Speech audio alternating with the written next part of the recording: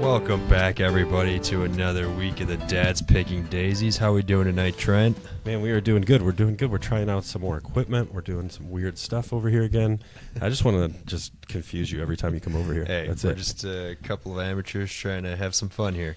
Yeah, but we're also trying to bring a better product. You know, we want it to be, a little bit more professional. Yeah. So, you know, we're trying the different audio equipment out, but I think really what the problem is right now is the mic stands. Man, they're flimsy. We could figure that out. That's not a big deal right there. Yeah. How's the first week of school treating you? Good. Guys? We are in the thick of it.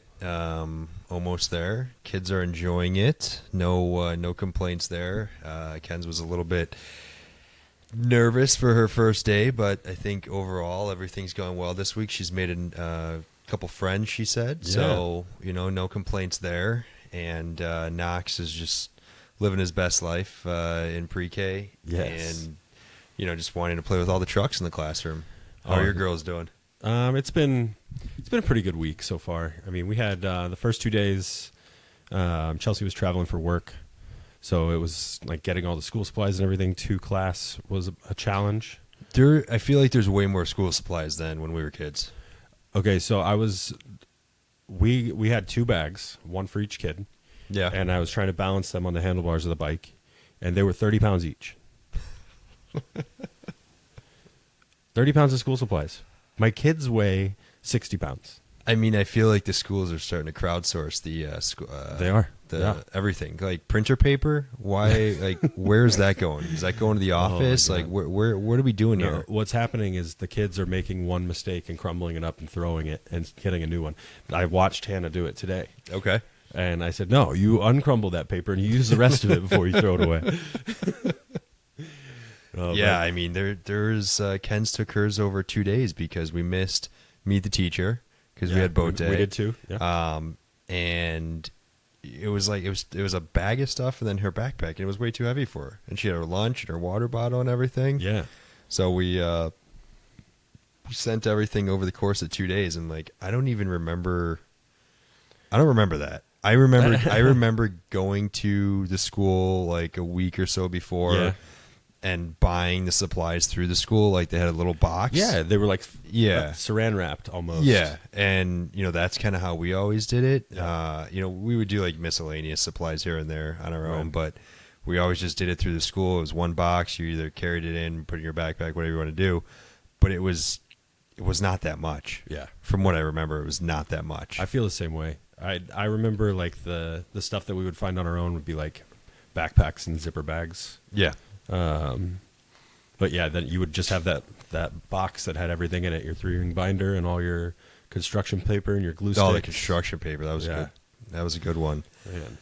I remember doing textbooks in brown paper bags. Did you guys have to do that? Yeah. You could do that, or they sold the like socks, if you will, like the book socks or whatever. But just stretchy. Brown paper bag or the book socks were the go-tos, definitely. I don't know what the point of that was though, because I don't really think it helped. I think they knew that kids were going to color all over the books, so they gave them coloring paper. But then they just fell off. They just fell off. They got ripped off, or they didn't really stay that good. So there was no point to it. Oh, I remember the weirdest stuff about school, and I forget all the things I feel like I should have remembered, like fractions. I mean, well, hopefully that's not first grade. Maybe we have a little bit more time to learn that. Yeah. Can I give you my old man rant of the first week of school? Oh, yeah, let's hear it. I like that. I don't know why it is so hard for people to follow instructions on drop-off and pick-up. Oh, goodness. The car rider line has got you frantic. Well, that and the walker line. Like, our principal has sent out nasty grams, essentially, the first 3 days. Fun. Because people are not paying attention. And for a week and a half before school started, there was daily calls and daily emails from the school saying, this is what you need to do. There was a map provided with arrows. The president or the principal took a golf cart and videoed himself. It's a 9-minute, like, not very good video quality, but he basically shows you where you're supposed to go. And people are like, oh, well, they started lining up double line. And it's like, guys, can we use some common sense here? Nobody pays Do you attention. think at an elementary school, the safest thing to do is for individuals to double park in the lane so kids are crossing live traffic rather than just stepping out the passenger side of the door onto the sidewalk? And that seems like the most appropriate way to do it. And then there's like people complaining on the Facebook page. They want a separate golf cart line rather than, like, if you want to drive your golf cart, it's essentially a motor vehicle. Yeah, just pull. I don't care if you chose to ride your golf cart when it's 103 degrees outside and humid. For real. Oh my God. I don't care. Those vinyl seats. Get to the back of the line. And then like you had walkers trying to cut the line, like cut in through the wrong way of the school, and then parents are like congregating by the front of the door, and it's like, guys, come on, like let's just let them be. They keep all of us pretty off to the side for our like walking path, because there's 2 different areas for walkers to go, and they keep us pretty far out away from like the car line. So that's what they're supposed to do at Kansas School. Yeah. Like the walkers are supposed to come in a totally different gate and never cross that line except for in front of the school in the main entrance. Like there's 2 other sidewalks that they can cross, but they're supposed to go all the way to the other side and never cross essentially the carpool lane except for when they're crossing in front of the school. Okay. And people are just walking in all willy-nilly, just going all over the place, riding their bikes through. Yeah. You were told explicitly to like walk your bike from a certain area to the bike thing. Nobody's listening. And then you got cars that are like parked on the road outside of school, just dropping their kids off, and their kids are walking in. It was specifically, it's a live road. Like it is a busy road. Yeah. What are you doing? I had to help one of our friends out with that very thing. It's breaking the rules. Like, what are we doing here? I mean, hey, sometimes this is a civilized society. Sometimes if you're making a choice, a last minute decision, but you take the proper precautions, there were things that were done to make sure it was safe. I mean, I don't doubt that. We did all right. Of course. I mean, we gotta. I did find out that we don't have a golf cart, but we can take golf carts as long as they're street legal and you wait in the car line. Like they're not going to get mad at you. Yeah, that's what they said at our school, where the golf carts should and have to be registered through the county and fully insured and everything, and they're treated as a vehicle, which they should be. I mean, the way people drive, like, oh my God, I mean, they're all over the place. E-bikes the same way. Those things need to be registered and insured. Yeah, I mean, it was like, the first day, obviously kind of a disaster on pickup. Yeah. I guess like their app that they were using wasn't working to check kids out. Totally understandable. First day of school at a new school. It is what it is. You guys have an app to check kids out? No, they use the app. Okay. So like Ken's is signed up as a car rider. Yeah. And so if we ever wanted to walk to school and grab her after, we would notify the school through that app that you are a walker after school. Is it like Class Dojo? Is that so we have Class Dojo, but this is called Pick My Kid. Okay, yeah. And it's just specifically to the pickup. Yeah. And so also each kid is assigned a number, and you have to have this little like placard on your rearview mirror. Yeah. And has like your name and your number on it. And so when you pull up to a certain point, the principal or another individual from the school is standing there relaying the number inside, and then they like check them out that way. Yeah, which I mean, I kind of like that. That's how they do it really here. Yeah, or at our school too. We did the car rider line like whenever it started to get colder. Yeah, the morning, getting the kids to ride to school in the morning in 60 degrees is a joke. They're 100% Floridian. It's chilly.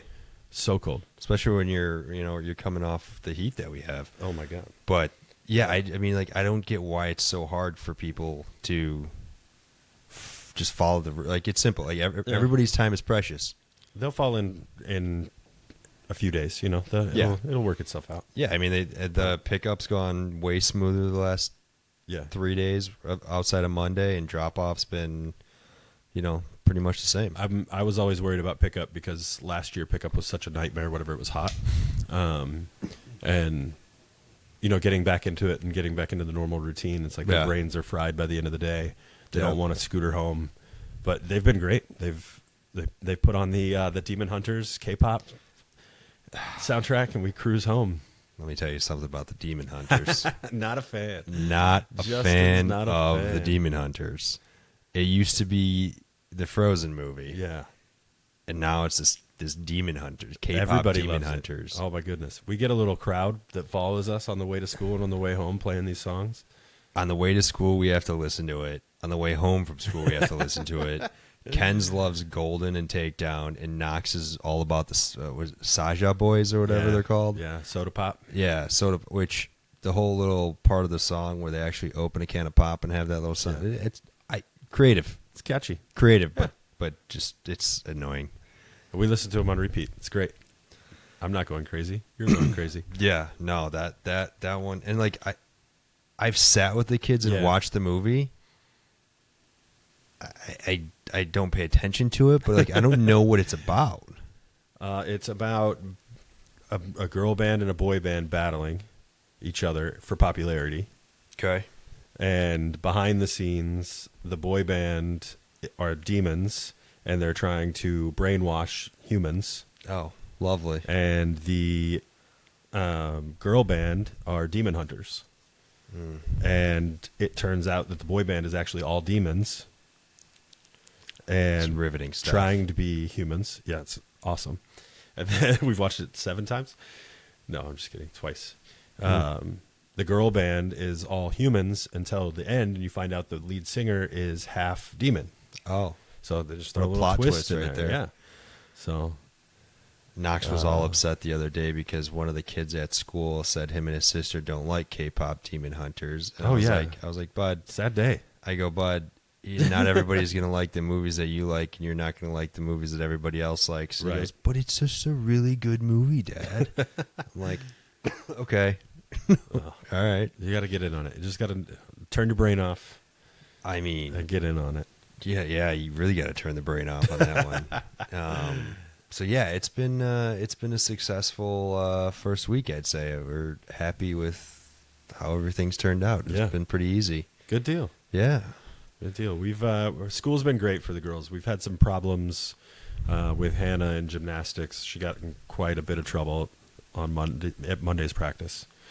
Just not listening, being really disrespectful, distracting the team, and they take that seriously over there. Coach told her, said, if you want to come here and you want to have that kind of fun, you can go join that class. Oh. Yeah. So that was like in the middle of practice. And then, so Natalie has a practice that's only an hour on Wednesdays. This was Wednesday's practice.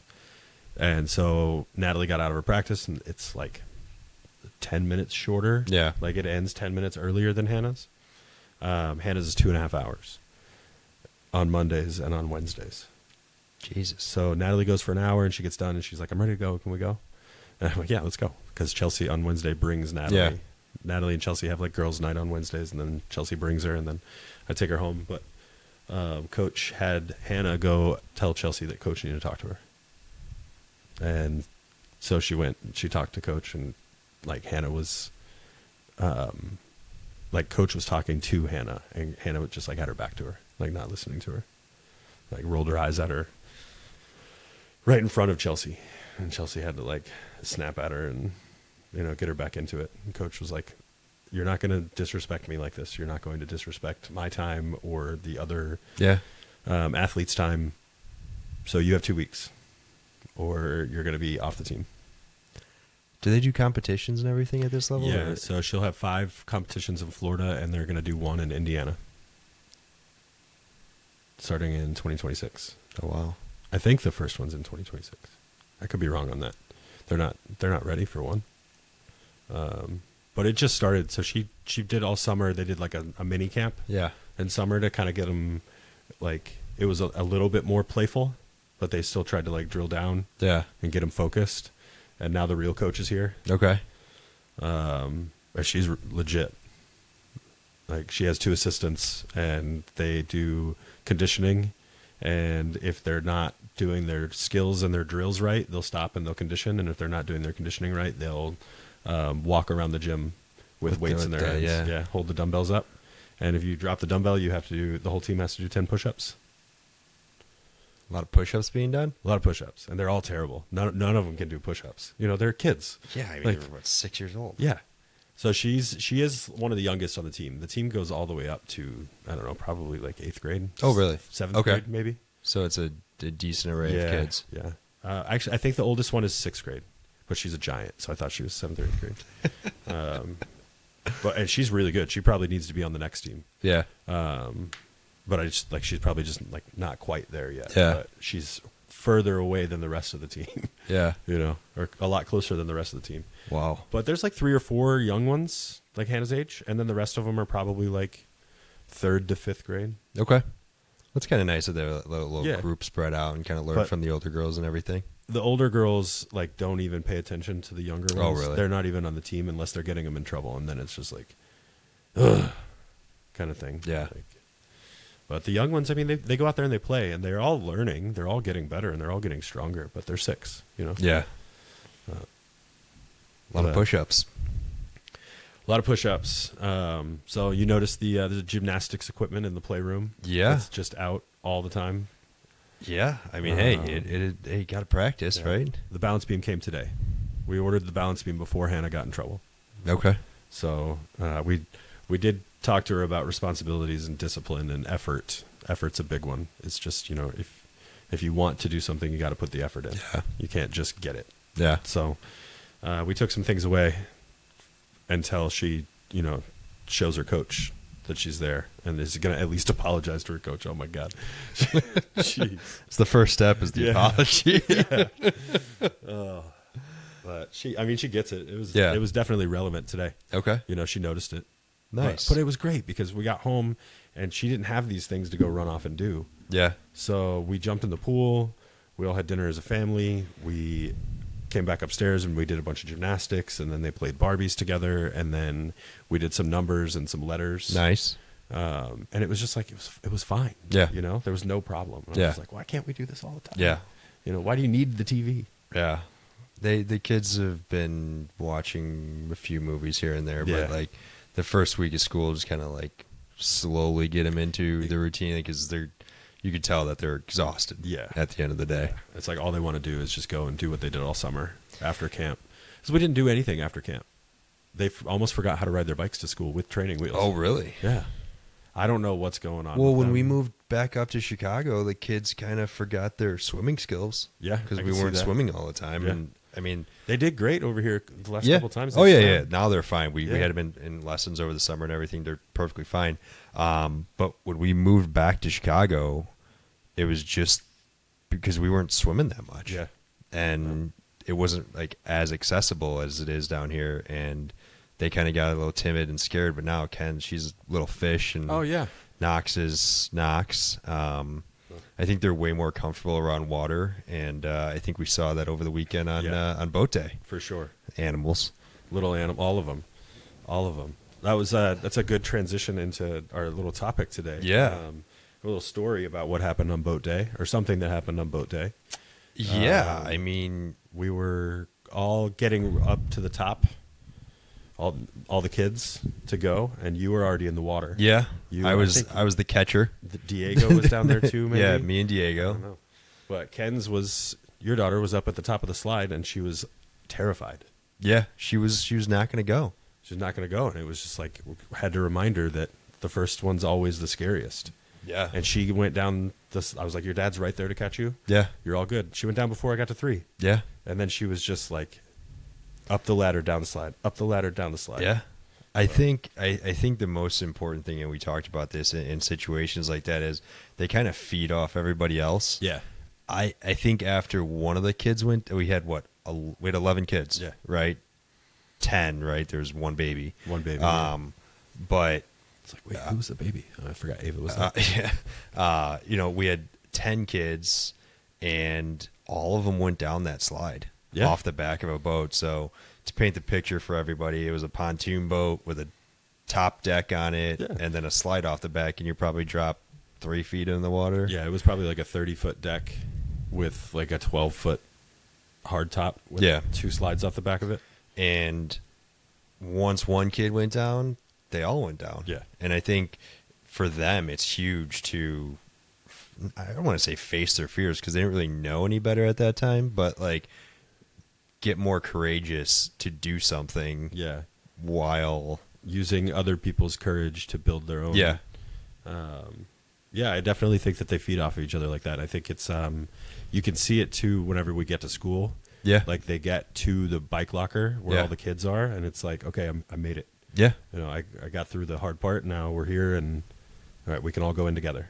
Yeah. I mean, like it's something new to them, but also when it's normalized. Yeah. And I think you guys do it too because I've kind of seen you do it. But like, if something happens to them, not overreacting in the aspect Oh my of God. like, yeah, like you're fine, right? Like you fell, you're fine. Like we don't, and if you don't freak out about it, they don't freak out about it, and it saves a lot of tears and it saves a lot of everything. Doesn't save a lot of Band-Aids because it's for some reason a Band-Aid cures everything. They're in stickers. our household. Kids' favorite And, thing, stickers. I mean, Knox was basically chumming the water with a bloody knee. Yeah. And so that was fun. Between Knox and Kevin, I don't know how we didn't get a shark. I didn't realize Kevin sliced his foot that bad. I didn't know it was that bad either. Yeah, I haven't seen it since he had it wrapped up. But well, I saw that night when he came here, he had a sock on. Yeah. And then Vicky was saying the next morning he was like nervous about his toe or whatever, whatever he hit. But he hit it on the prop, right? Getting out of the boat, he hit it on the prop. Yeah, good thing it wasn't spinning. Yeah.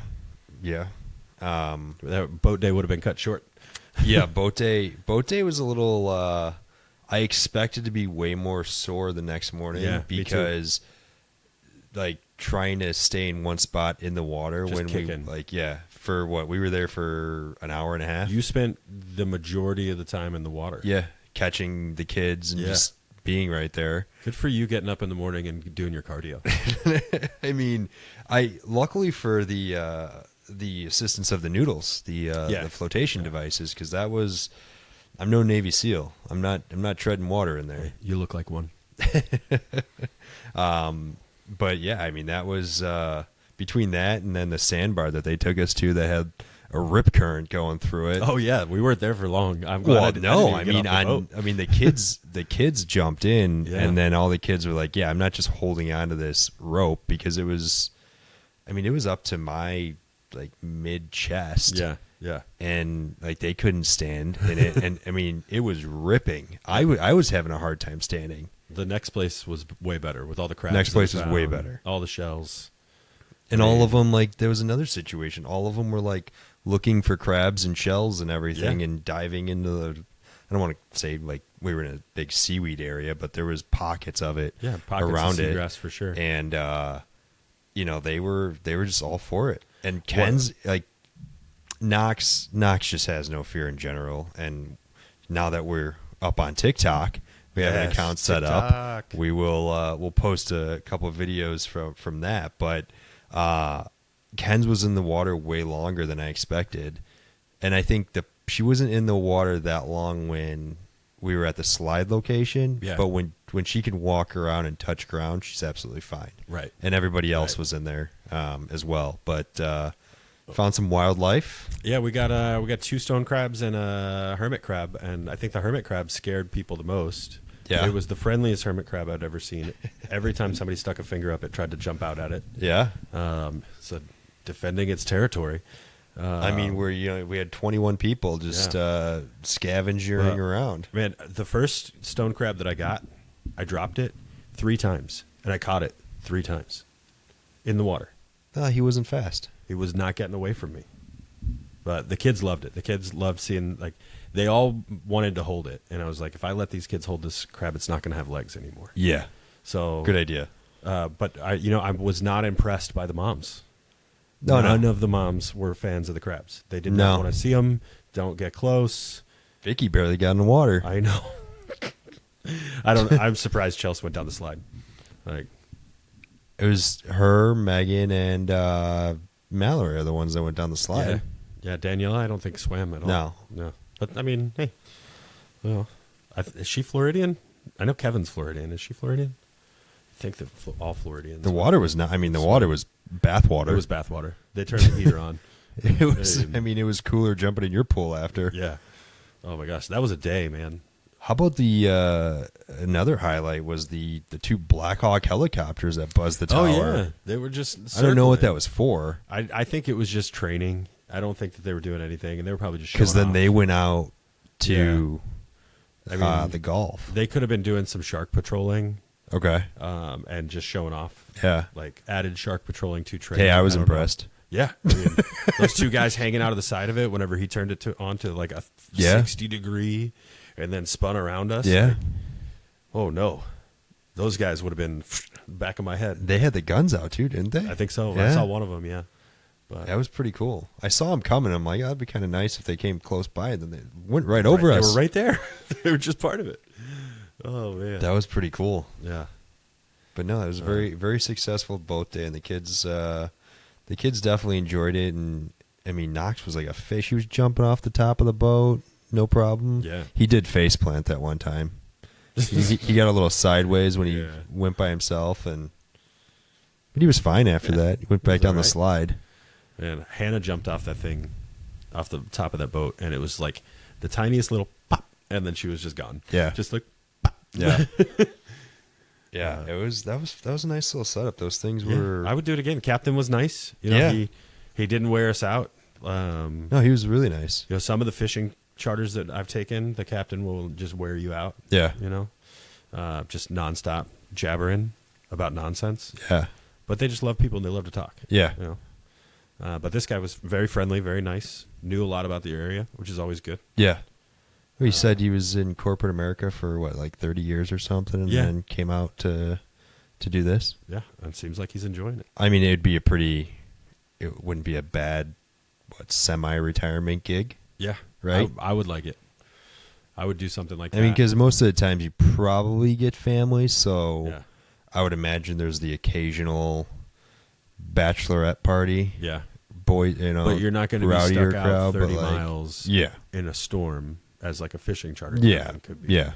But yeah, I could definitely get on board with that. I mean, you're putzing around the bay there. You know, there's a guy in the neighborhood, I don't know if he still does it, but he had like a 16 or 18 foot skiff that could get in like inches of water, and he would do fly fishing tours and eco tours to go see like manatees and dolphin and like really like tight mangroves. Yeah. I don't know if he still does it, but man, that would be so much fun. Just a tiny little boat. That'd be nice. And like learn how to fly fish and then figure out how to teach people how to fly fish. I tried to fly fish in high school. Yeah? How'd it go? We took it terrible. We took a class. Yeah. It was part of, it was called outdoor education. Okay. You did a Great bunch class. of like outdoor stuff, and then the end of the year there was a camping trip. But one of the subjects was fly fishing. Yeah. Can never. Oh man, we went up to Blue Ridge maybe 2 years ago now.